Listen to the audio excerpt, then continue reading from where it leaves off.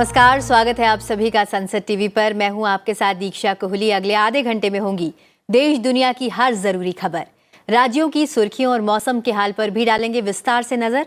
आइए शुरुआत करते हैं हेडलाइंस के साथ। कर्नाटक के शिक्षण संस्थानों में हिजाब विवाद पर उलझा मामला। सुप्रीम कोर्ट के दोनों जजों की राय अलग अलग, जारी रहेगा बैन। बड़ी बेंच में भेजा गया मामला। हिमाचल प्रदेश को प्रधानमंत्री ने दी विकास परियोजनाओं की सौगात। पीएम ग्राम सड़क योजना, हाइड्रो पावर प्रोजेक्ट समेत कई और परियोजनाओं का किया शुभारंभ। वंदे भारत एक्सप्रेस को दिखाई हरी झंडी। इंटर पार्लियामेंट्री यूनियन में भारत का पाकिस्तान को करारा जवाब। राज्यसभा उपसभापति ने इस्लामाबाद को आतंकवाद से जुड़े अतीत और वर्तमान की दिलाई याद। कहा, पाकिस्तान में ही मिला आतंकी सरगना ओसामा बिन लादेन। युद्ध के खतरों के बीच ब्रसेल्स में नाटो की परमाणु वार्ता। यूक्रेन को मिसाइलों से सुरक्षा के हथियार उपलब्ध कराने का ऐलान। वार्ता को लेकर भड़के रूस के राष्ट्रपति व्लादिमीर पुतिन। एशिया कप महिला क्रिकेट टूर्नामेंट में भारत श्रीलंका के बीच खिताबी भिड़ंत।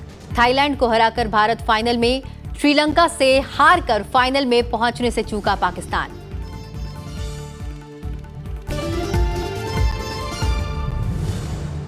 और अब नजर डालते हैं कुछ अन्य मुख्य समाचारों पर। राष्ट्रपति द्रौपदी मुर्मू ने त्रिपुरा की राजधानी अगरतला में उत्तर सीमांत रेलवे की 2 ट्रेनों को हरी झंडी दिखाकर रवाना किया। इस अवसर पर त्रिपुरा के मुख्यमंत्री डॉक्टर माणिक साहा भी मौजूद रहे। उपराष्ट्रपति जगदीप धनखड़ ने आज केवड़िया में म्यूजियम और आरोग्य वन का दौरा किया। साथ ही स्टैच्यू ऑफ यूनिटी पर भारत के लौह पुरुष सरदार वल्लभ भाई पटेल को पुष्पांजलि अर्पित की। विदेश मंत्री एस जयशंकर ने गाम्बिया के विदेश मंत्री डॉक्टर मामादो टंगारा के साथ फोन पर बातचीत की और हाल के दिनों में कफ सिरप की वजह से छोटे बच्चों की मौत पर गहरी संवेदना व्यक्त की। उन्होंने बताया कि इस मामले की गंभीरता से जांच की जा रही है। भारतीय राष्ट्रीय राजमार्ग प्राधिकरण अपने अवसंरचना निवेश न्यास के जरिए अतिरिक्त 3,800 करोड़ रुपए जुटाना चाहता है। परिवहन मंत्री नितिन गडकरी ने कहा कि इनविट को बीएससी और एनएससी पर सूचीबद्ध किया जाएगा। रेलवे ने semi high speed Vande Bharat express की तर्ज पर दिल्ली एनसीआर और मुंबई क्षेत्र के बीच सुपरफास्ट मालगाड़ी चलाने का निर्णय किया है। रेलवे के पत्र के मुताबिक इसका नाम फ्रेट ईएमयू होगा। प्रवर्तन निदेशालय ने छत्तीसगढ़ में धन शोधन के एक मामले में छापेमारी के बाद आईएएस अधिकारी समीर बिश्नोई और अन्य 2 लोगों को गिरफ्तार किया है। जम्मू कश्मीर के रामबन जिले में सुरक्षा बलों को जंगल से एक बैग में 3 आईडी विस्फोटक मिले हैं। ये बैग गूल उपमंडल के संगलदान के जंगलों से बरामद किया गया। गोवा से हैदराबाद जा रहे स्पाइस जेट के एक विमान के केबिन में धुआं दिखने के बाद उसे हैदराबाद हवाई अड्डे पर आपात स्थिति में उतारा गया। डीजीसीए इस घटना की जांच कर रहा है। रक्षा मंत्रालय गुजरात के गांधीनगर में 12वीं द्विवार्षिक रक्षा प्रदर्शनी डिफेंस एक्सपो 2022 का आयोजन कर रहा है। ये प्रदर्शनी 18 से 22 अक्टूबर के बीच लगाई जाएगी। प्रदर्शनी में थल, जल, नभ और स्वदेशी रक्षा प्रणालियों को प्रदर्शित किया जाएगा। दुनिया भर में निगरानी वाली वन्यजीव आबादी में साल 1970 से 2018 के बीच 69% की भारी गिरावट दर्ज की गई है। विश्व वन्यजीव कोष की लिविंग प्लेनेट रिपोर्ट में ये जानकारी दी गई है।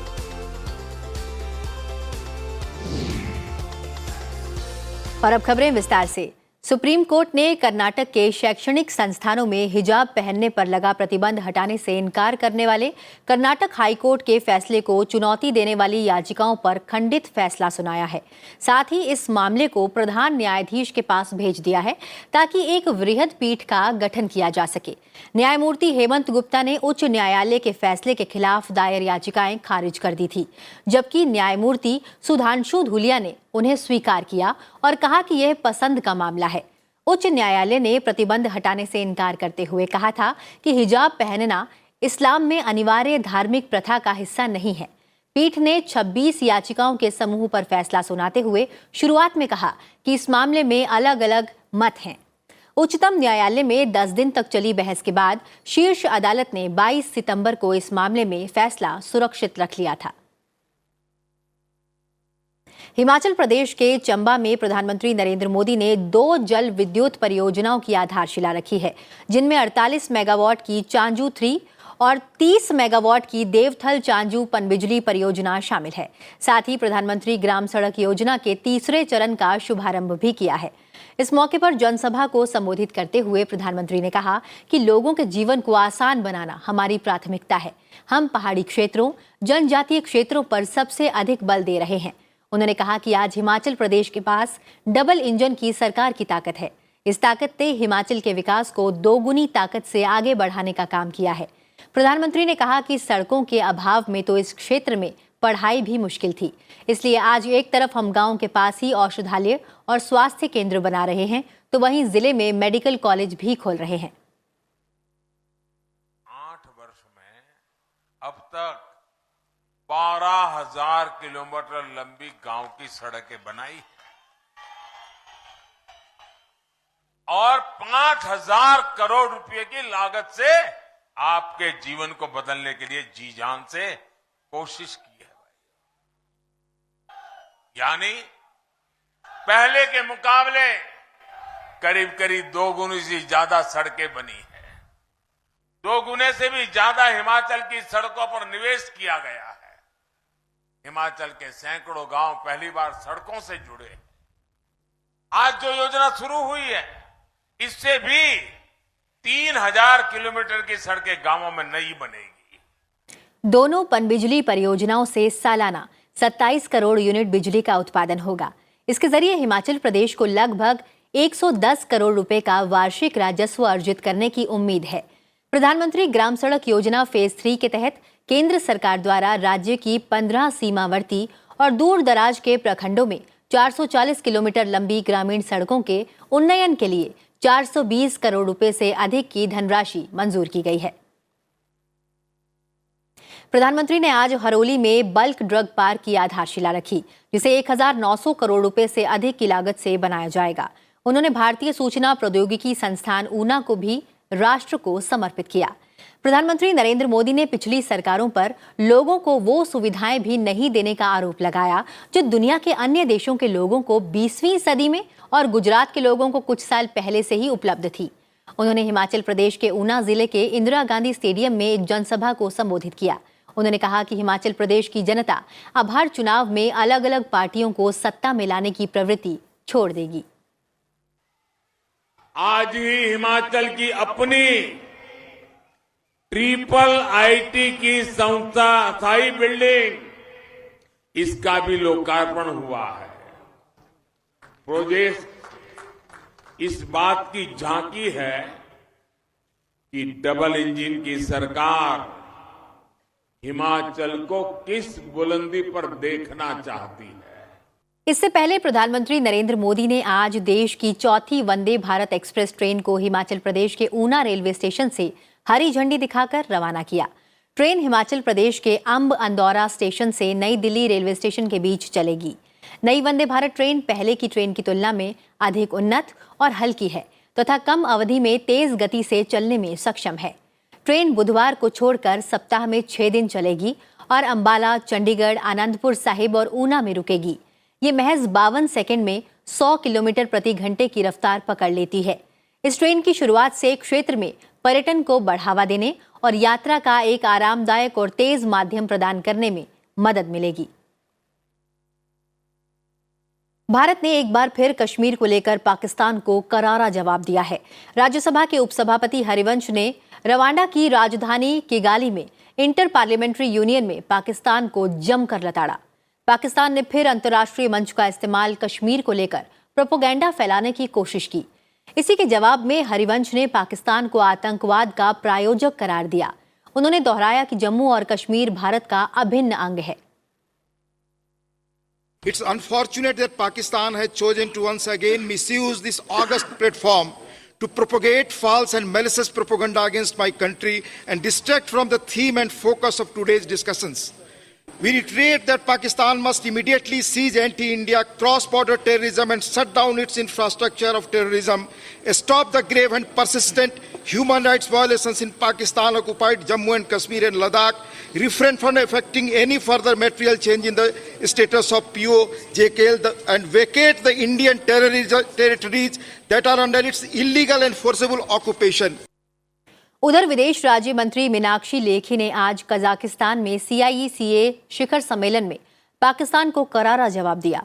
सम्मेलन में पाकिस्तान की ओर से कश्मीर का मुद्दा उठाने पर उन्होंने सलाह दी कि पाकिस्तान को अपने यहां आतंकवाद के ढांचे और अल्पसंख्यकों के साथ दुर्व्यवहार को बंद करना चाहिए।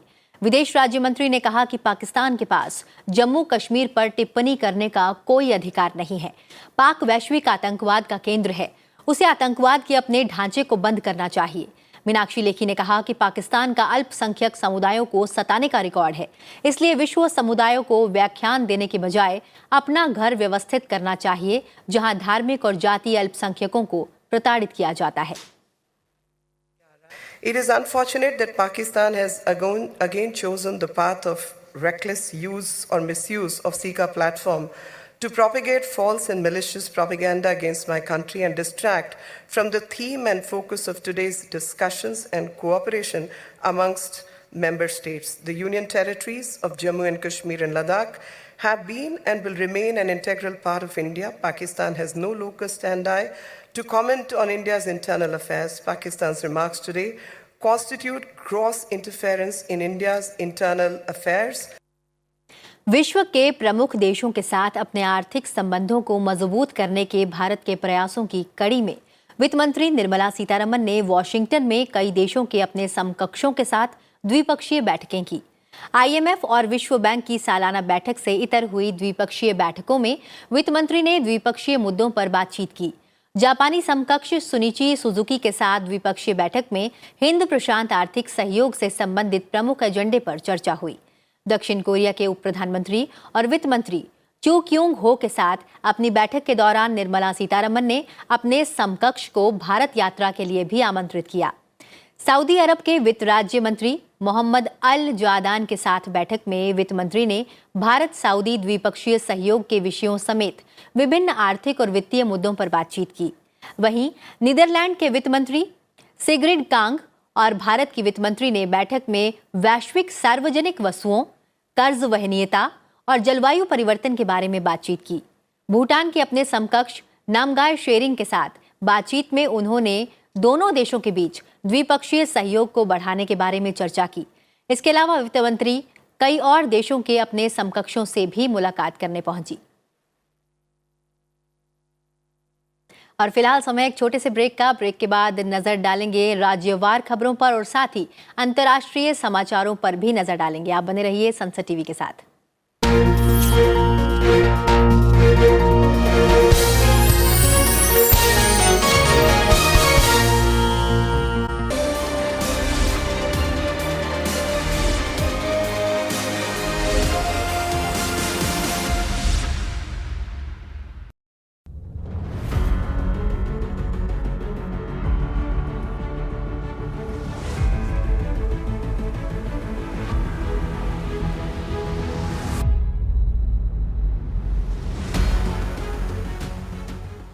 All of us have heard about the Sindhu-Saraswati Savyata.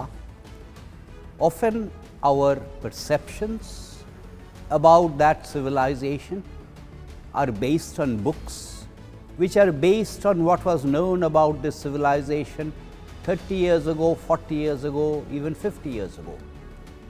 Recent archaeological excavations have upset and turned topsy-turvy many of these perceived notions.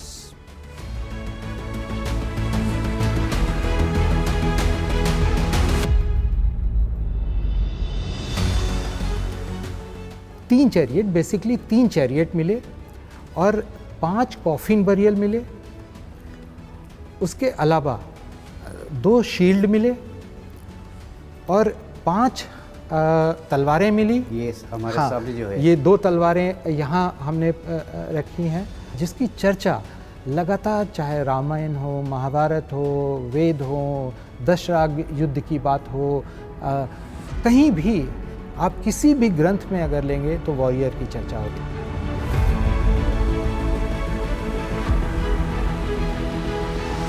इतिहास में इस बार देखिए सिनोनी, सभ्यता का सच, आज रात 9:30 बजे सिर्फ संसद टीवी पर। आपके सांसद में इस बार मिलवाएंगे बनासकांठा से सांसद परबत भाई सवा भाई पटेल से। अब मैं बताऊंगा आपको बनासकांठा तो विकास का पथ पर जा रहा है, उनके विकास पथ की कहानी। कहाँ हुई उन्नति, कितना हुआ विकास, हर मुद्दे पर होगी खुल के हर बात। देखिए मेरे साथ संसद टीवी पर।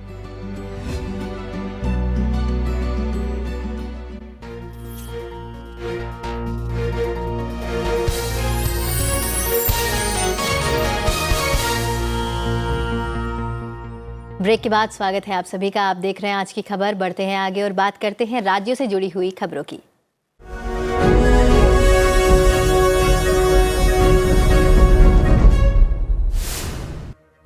केंद्रीय गृह मंत्री अमित शाह ने अहमदाबाद में गुजरात गौरव यात्रा को हरी झंडी दिखाकर रवाना किया। इस मौके पर कई वरिष्ठ नेता भी मौजूद रहे।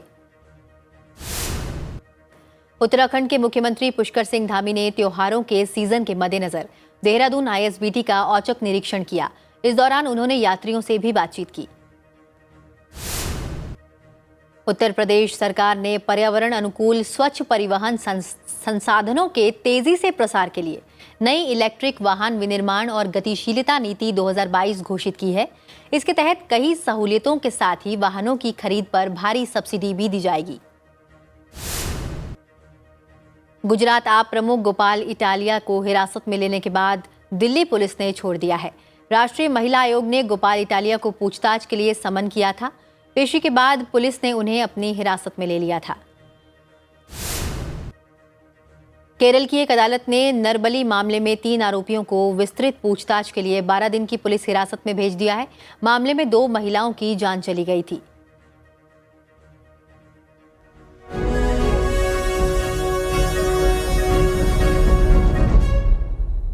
उत्तर प्रदेश के अयोध्या में सरयू नदी का जलस्तर खतरे के निशान से ऊपर पहुंच गया है। जिस तरह से जलस्तर बढ़ रहा है, उससे यही उम्मीद जताई जा रही है कि वर्ष 2009 का रिकॉर्ड टूट सकता है। 24 घंटे सभी अधिकारी निगरानी कर रहे हैं, सभी को सूचना दी जा रही है। वहीं गोरखपुर में बारिश की वजह से राप्ती नदी का जलस्तर खतरे के निशान से ऊपर है, जिससे कई गांवों में बाढ़ जैसे हालात बन गए हैं। मुख्यमंत्री योगी आदित्यनाथ लगातार बाढ़ प्रभावित इलाकों का हवाई सर्वेक्षण कर रहे हैं, साथ ही राहत सामग्री का वितरण भी कर रहे हैं। उन्होंने अधिकारियों को जल्द से जल्द राहत मुहैया कराने का भी निर्देश दिया है। आंध्र प्रदेश में इन दिनों भारी बारिश हुई, जिससे यहां कई जिलों में लोग जल भराव की समस्या से जूझ रहे हैं। निचले इलाकों से हजारों लोग सुरक्षित स्थानों की ओर से जा चुके हैं। अनंतपुर जिले में भारी बारिश के कारण कई क्षेत्रों में भारी जल भराव हुआ। दमकल विभाग के जवान लोगों को बचाने में जुटे। अग्निशमन विभाग की तरफ से अभी तक 100 से अधिक लोगों को रेस्क्यू किया जा चुका है। हमारी 7-8 टीमें इस पर काम कर रही हैं, ऐसा अग्निशमन विभाग की ओर से स्टेटमेंट जारी किया गया है। तेलंगाना की राजधानी हैदराबाद में बारिश जानलेवा साबित होने लगी है। सड़कों पर बाढ़ जैसी स्थिति हो गई है। लोग घरों से बाहर निकलने से कतरा रहे हैं। सड़क पर बाढ़ जैसी स्थिति बन गई है और पानी के तेज बहाव की वजह से लोग बाहर निकलने से कतरा रहे हैं। पानी का बहाव गाड़ियों को भी बहा कर ले जा रहा है। वहीं कई इलाकों में जल जमाव की वजह से लोगों का बाहर निकलना दूभर हो गया है। और अब खबरें अंतर्राष्ट्रीय जगत से।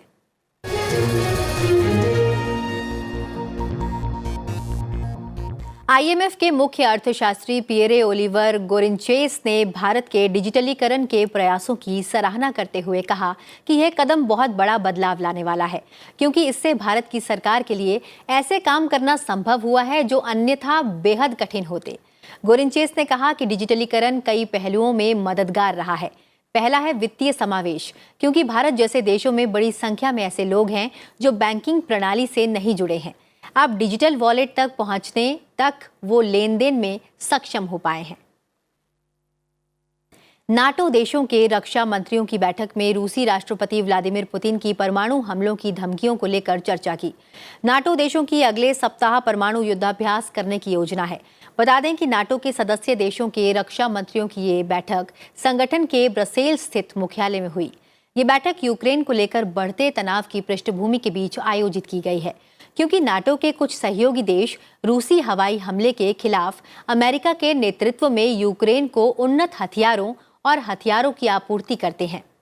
नाटो रूस की गतिविधियों पर सतर्क नजर रख रहा है, लेकिन परमाणु हमलों को लेकर अभी तक रूस के रुख में कोई अंतर नहीं आया है। भारत ने संयुक्त राष्ट्र महासभा में उस मसौदा प्रस्ताव पर मतदान में भाग नहीं लिया जिसमें रूस के अवैध तथा कथित जनमत संग्रह और यूक्रेन के दोनेत्स्क, खेरसान, लुहांस्क और ज़पोरिजिया क्षेत्रों पर उसके कब्जे की निंदा की गई है। भारत ने कहा कि उसका ये फैसला अच्छी तरह से सोच विचार के बाद अपनाए गए राष्ट्रीय रुख के अनुरूप है और देश बातचीत और कूटनीति के माध्यम से शांतिपूर्ण समाधान के महत्व को रेखांकित करते हुए तनाव कम करने के उद्देश्य के सभी प्रयासों का समर्थन करने के लिए तैयार है। कुल 143 देशों ने यूक्रेन की क्षेत्रीय अखंडता, संयुक्त राष्ट्र चार्टर के सिद्धांतों का बचाव प्रस्ताव के पक्ष में मतदान किया, जबकि रूस, बेलारूस, उत्तर कोरिया, सीरिया और निकारागुआ ने इसके खिलाफ मतदान किया। भारत समेत 35 देश इस मतदान में शामिल नहीं हुए। यूक्रेन की राजधानी कीव के आसपास के क्षेत्रों में ईरान निर्मित कामिकेज ड्रोन ने हमला किया है। घटना के बाद बचाव कर्मियों को घटनास्थल पर भेजा गया है।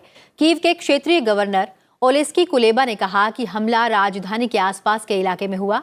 अभी ये स्पष्ट नहीं हो पाया है कि हमले में कोई हताहत हुआ है या नहीं। यूक्रेन के दक्षिणी मोर्चे पर लड़ाई जारी रहने के बीच दक्षिणी शहर मायकोलाइव में रात भर हुई गोलाबारी में 5 मंजिला इमारत नष्ट हो गई है। महिला T20 एशिया कप के फाइनल में भारत का मुकाबला श्रीलंका से होगा। दोनों के बीच खिताबी मुकाबला 15 अक्टूबर को सिलहट में खेला जाएगा। भारत ने आज एक तरफा मुकाबले में थाईलैंड को 74 रन से हरा दिया। दूसरे सेमीफाइनल में श्रीलंका ने 1 रन से पाकिस्तान को मात दी।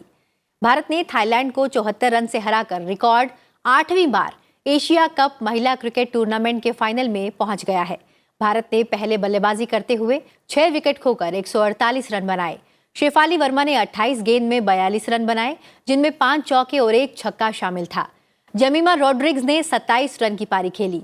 कप्तान हरमनप्रीत कौर ने 30 गेंद में 36 रन बनाए। वहीं थाईलैंड को 9 विकेट पर 74 रन पर रोक दिया गया।